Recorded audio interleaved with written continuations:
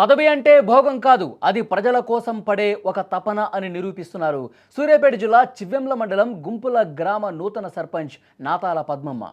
సాధారణంగా సర్పంచులు గెలిచిన తర్వాత నిధుల కోసం ప్రభుత్వం వైపు చూస్తారు.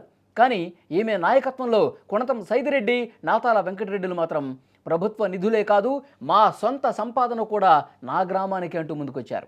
అధికారాన్ని అడ్డం పెట్టుకుని సంపాదించడం కాకుండా తమ జేబులో డబ్బును ప్రజల కోసం ఖర్చు పెడుతూ ఊరిని మార్చేందుకు వీరు పూనుకున్నారు.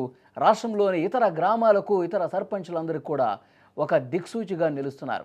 నాతాల పద్మమ్మ ప్రమాణ స్వీకారం అనంతరం తన తండ్రి కొనతం వెంకటరెడ్డి ఫౌండేషన్ తరఫున ₹1,00,000 నగదును సొంతంగా గ్రామ పంచాయతీకి చెక్కు రూపంలో అందజేశారు.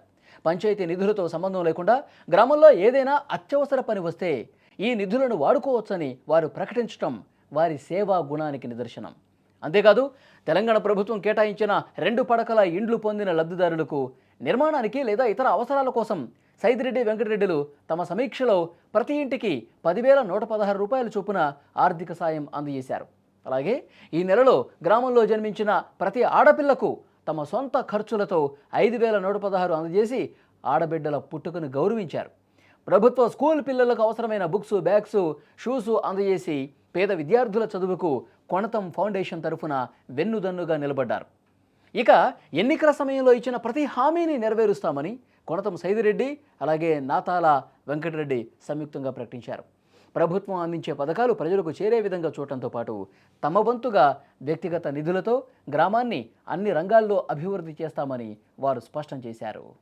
సర్పంచినైనా సభ్యులైనా నాతాల పద్మమ్మ అను నేను శాసనం ద్వారా ఏర్పాటు చేసిన భారత రాజ్యాంగం పట్ల నిజమైన నమ్మకం మరియు విధేయత కలిగి ఉండి నేను స్వీకరించబోతున్నాను. ఇది నమ్మకంగా నిర్వహించేదని భగవంతుడి పేర సత్య నిధిష్టతో ప్రమాణం చేస్తున్నాను. గుంపుల గ్రామ ప్రజలందరూ మా మీద నమ్మకం ఉంచి మమ్మల్ని గెలిపించి మాకు ఈ బాధ్యతను ఒప్పచెప్పారు. సో ఈరోజు ప్రమాణ స్వీకారం చేసుకున్నాము. మా సర్పంచ్తో పాటు మా 8 వార్డు మెంబర్స్ కూడా ఈరోజు ప్రమాణ స్వీకారం చేసుకున్నాము. సో ముందుగా మేము ఇచ్చిన హామీలు ప్రతి ఒక్కటి వాటికి కట్టుబడి ఉండి ఒక్కొక్క హామీని నెరవేర్చే బాధ్యత మేము తీసుకుంటున్నాము. సో దాంట్లో మొదటిగా ఇప్పుడు ఇందిరా మిల్లులు ఎవరైతే వచ్చాయో వాళ్ళకి ఆర్థిక సహాయం కొద్దిగా అవసరం ఉన్నదని చెప్పేసి మేము మా మేనిఫెస్టోలో పెట్టినట్టు 10,116 ఇప్పుడు 18 ఇళ్ళు వచ్చాయి మన ఊరికి. ఇళ్ళకి కూడా వెళ్ళి వాళ్ళకి 10,116 ఇవ్వడం జరుగుద్ది. సర్పంచ్ ఆధ్వర్యంలో జరుగుద్ది.